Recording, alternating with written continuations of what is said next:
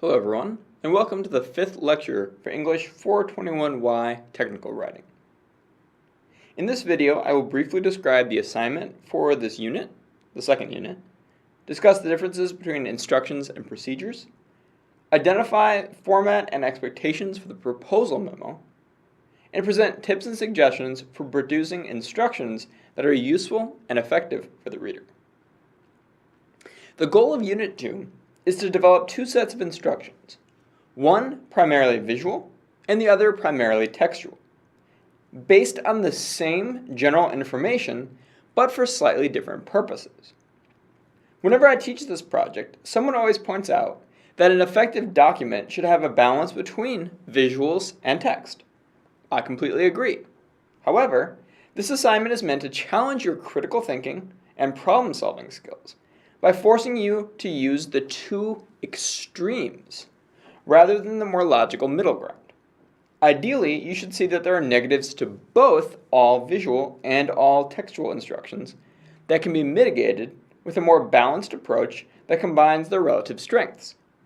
But for this project, I want to give you hands-on experience working with two entirely different styles of instructional sets. Throughout Unit 2, you will be developing a set of instructions or procedures for a particular scenario, audience, and purpose. If you take a look at the assignment sheet, I have identified detailed instructions for selecting a topic, choosing an audience and scenario, and then making decisions about your length, genre, and medium based on that scenario.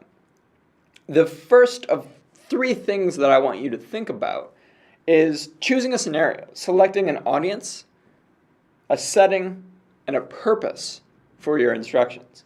The scenario provides a realistic rhetorical situation for your writing, including a real setting in which your document would actually be written, an audience that would need or want to use your document, and a specific purpose for which they would use it.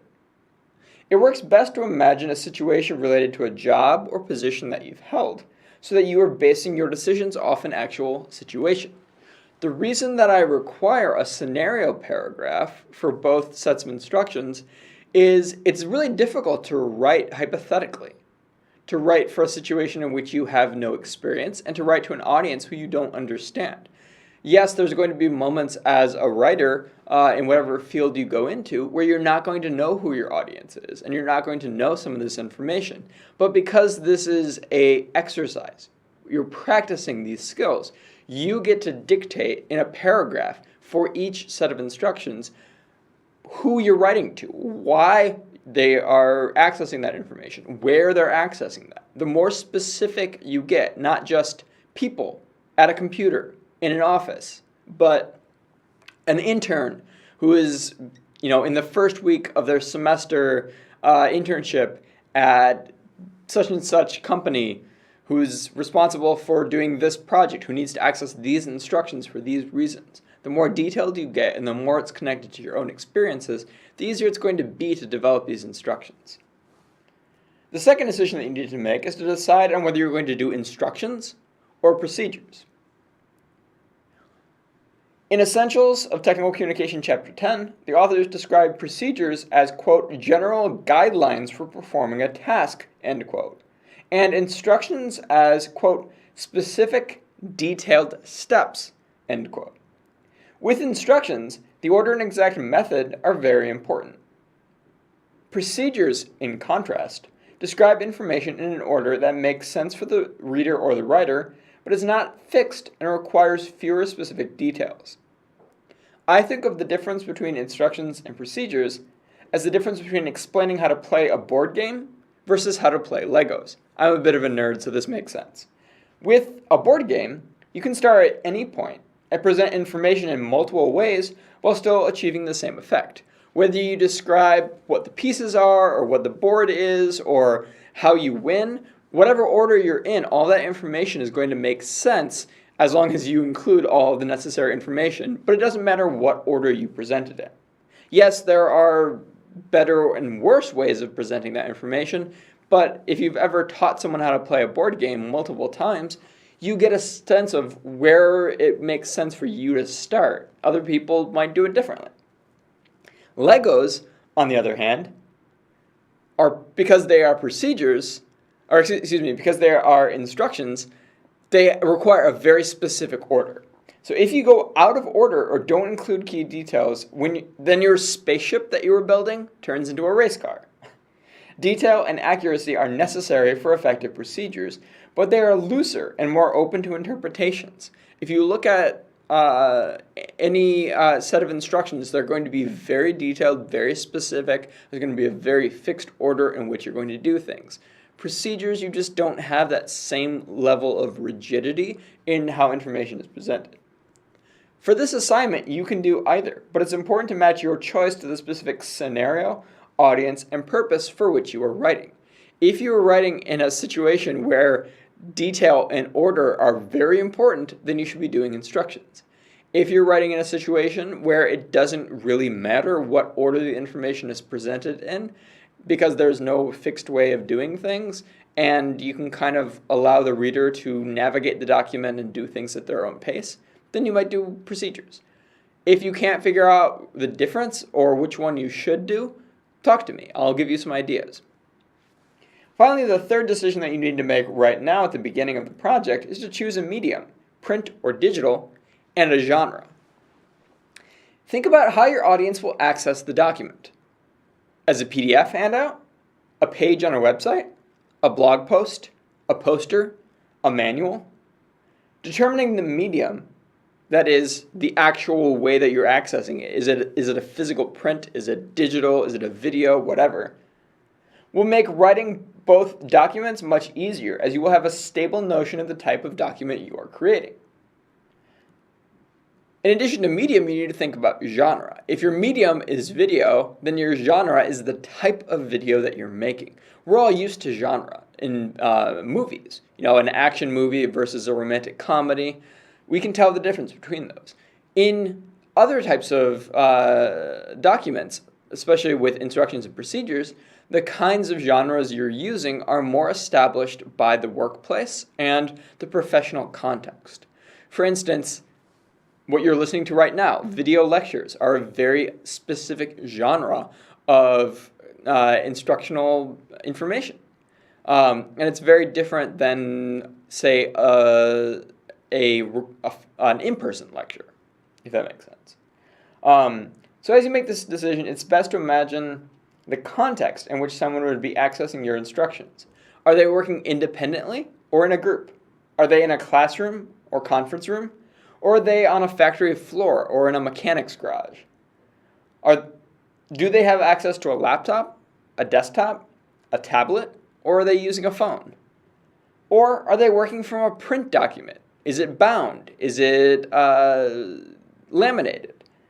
Asking these questions will help to determine how best to design your instructions to meet these needs, and then which medium and genre to select in order to be successful.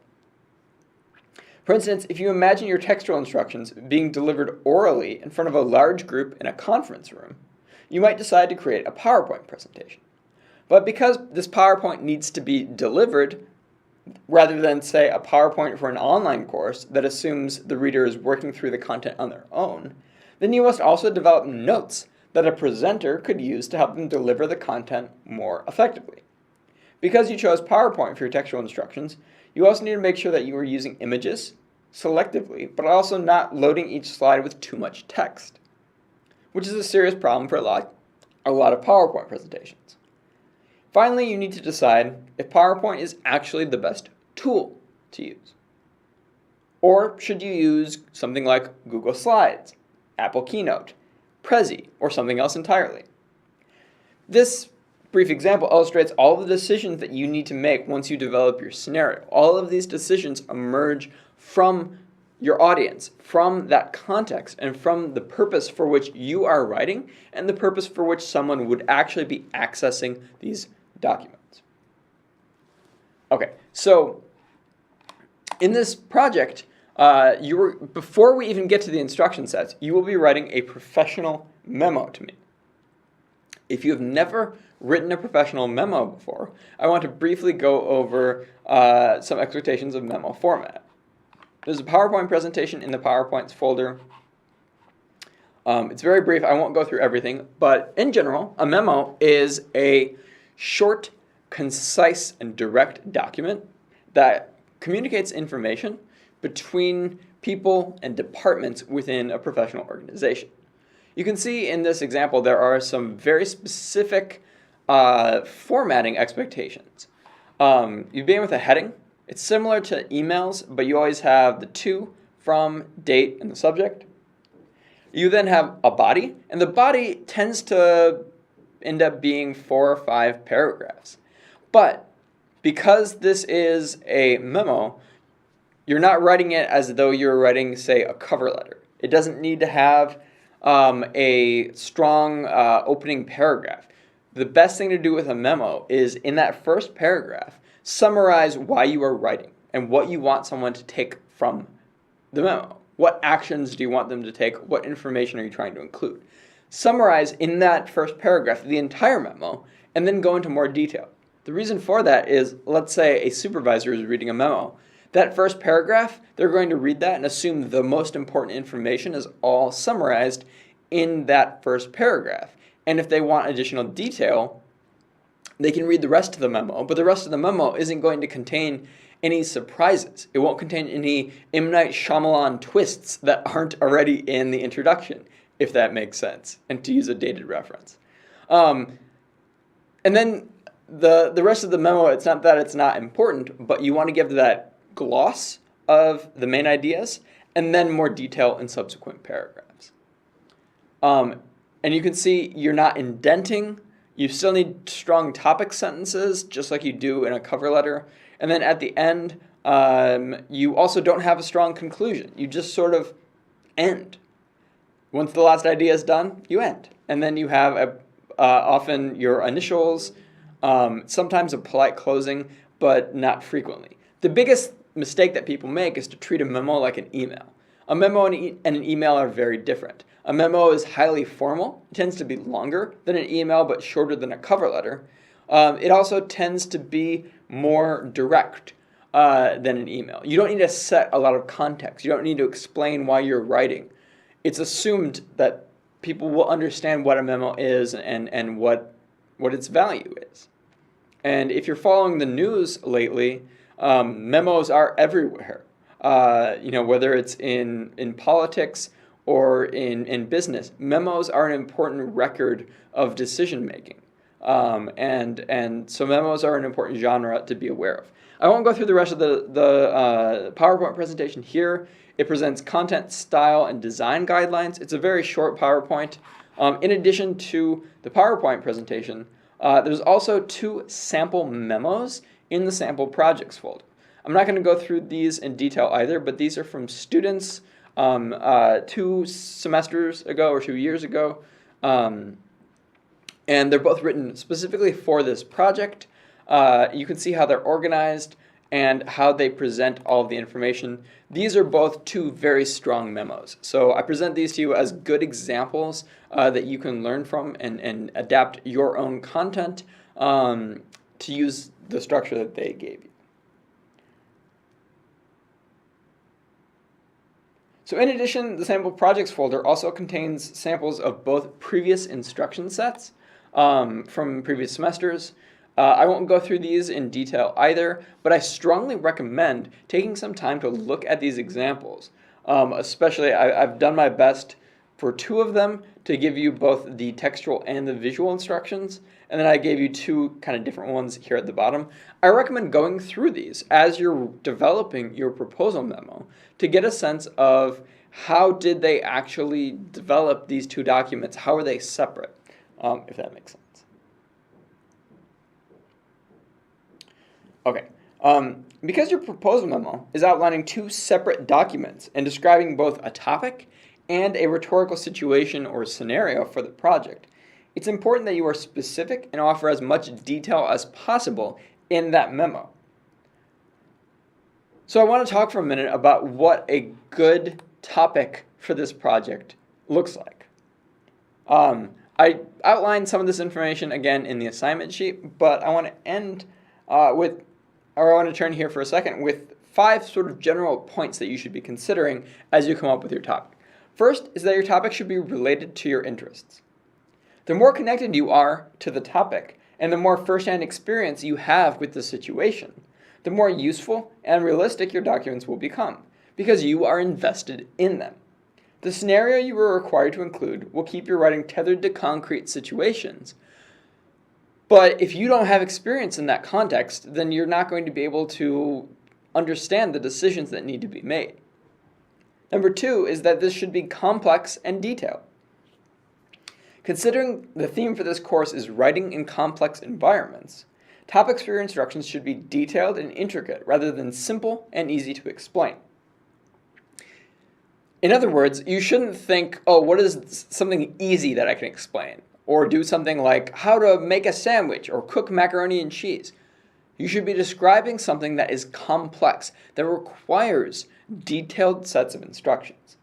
This makes the task more challenging, but it also gives you experience maintaining the complexity of technical information rather than, quote, dumbing it down, while also increasing clarity and coherence so that readers can actually understand and make sense and use the information that you give them. Third is that your topic should be relevant and interesting. Instructions are almost always read in the moment when someone needs the information they contain. That is to say, no one really wants to read a manual, but they have to in order to complete a task or gain knowledge. Your topic should be relevant in that it's something people need or want to know, and it should be interesting enough that the audience sees its value for their own needs. Or, as I put it, no one wants to read a manual. Often they have to read a manual, and you, as the writer, need to make them want to continue reading the manual. Fourth is that it needs to be accessible and legal. Two important things to consider when selecting a topic are, first, do you have access to the materials related to the topic? And second, are you allowed to write about it? It is easier to develop instructions about, say, fixing the engine on an airplane if you have regular access to an airplane in order to take pictures, sketch images, and double-check processes. Even if you have not signed a non-disclosure agreement at a job, you want to double-check with a supervisor before you write about a current position. So making sure that you have access, that you can actually get in and be around and near the thing that you're describing. And second, making sure that you have permission.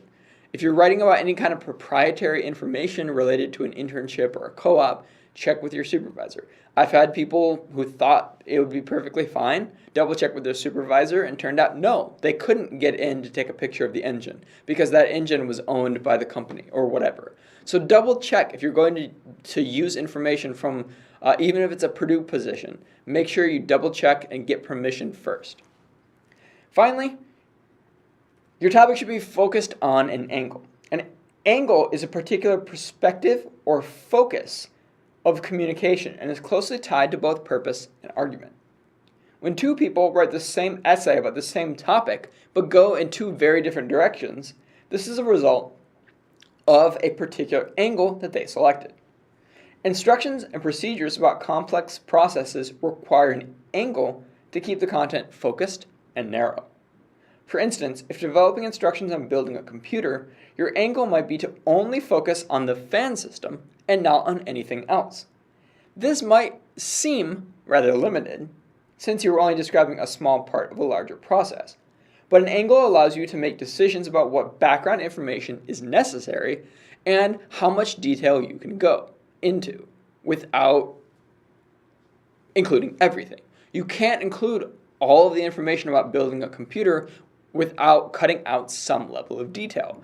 At the same time, if you're going to write only about the fan, building the fan section of a computer, then you need to go into sufficient enough detail in order to fill the space. So an angle is sort of a balance. It's deciding how narrow, how focused are you going to go. Finally, I want to end with some general tips and strategies for developing instructions or procedures from the text we will read for reading response number 4, which are applicable to both the textual and the visual instructions. So in this reading, Graves and Graves, Chapter 8, they identify 5 steps to writing readable instructions. And these are for again, for both visual instructions and textual instructions. The first is, if the step must be done in chronological order, number them. If the order does not matter, use bullet points. So again, if you can't complete step 3 without completing step 1 and 2, use numbers. If that order doesn't matter, use bullets. Second is phrase steps in the imperative, that is, as commands, which is verb plus object. So fasten the bolts to the sheet, or separate the cover from the whatever. You're always beginning with a direction, an imperative. Third is to put one action in each step. As you're breaking down your steps, you should make sure that you aren't combining multiple actions into one step. That can be confusing. If you're numbering things, you can break those steps down so that each step, each action, is a separate step. Fourth, if conditions apply to the action, include them in a phrase or dependent clause before the imperative. So that might be, for instance,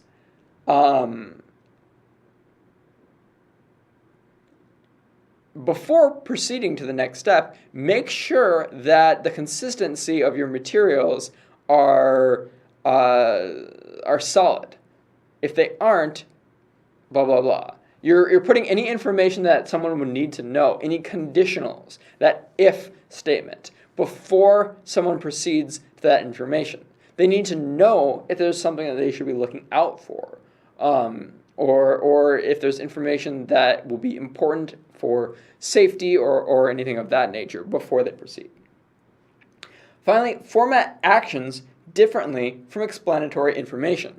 Often actions can be a heading or in bold or in italics, something that stands out, and then explanatory information can either be in a separate paragraph beneath that, or indented or offset or put within a box, somewhere where they know this is the step that you're taking, and then here's explanation of that step. It's not the step itself, but it helps to understand the step.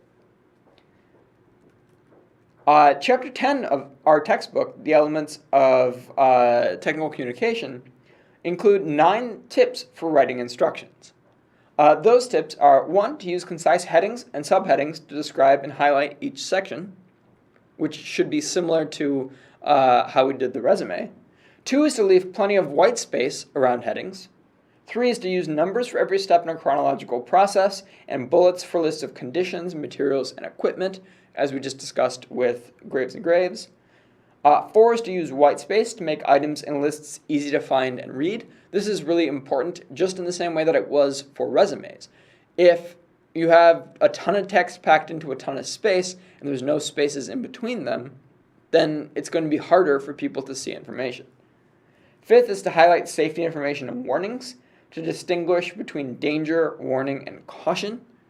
And this is really important. I've had somebody who was doing something really dangerous and hurt themselves while making their procedures. So it's important that if you're doing anything with like welding or soldering or anything that can burn, that you are putting cautions and warnings in. 6 is to keep illustrations as simple as possible. The more complex they are, the more time they take, and the less likely someone is to read them. 7 is to locate illustrations at the point where readers need them, rather than putting them a few pages away so that someone has to flip back and forth between the actual explanation of that step and then the illustration of that step. 8 is to label every illustration at the appropriate point in the related text, to write "See Figure 2.1" in the text, and then to label Figure 2.1 under that figure. And then finally, do not begin an instruction at the bottom of one page and complete it at the top of the next page. Insert a page break and move the entire instructions to the next page. You want your document to have no gaps. You want it to be fluid and cohesive. If you have weird gaps or information that begins on one page and ends at the top of the other, it can be hard for people to see that information, and they're more likely to skip a step. If an important step is at the very top of a page, but another set of instructions begin just below that, people might miss it. While instructions have fewer prescriptive rules than resumes or cover letters, the tips and suggestions that I've just mentioned emerge from the same general principles for developing user-centered documents. Keep these suggestions in mind as you begin drafting your proposal and review them frequently throughout the drafting process to ensure consistent quality throughout your documents. That's it for today. Good luck with developing your proposal memos.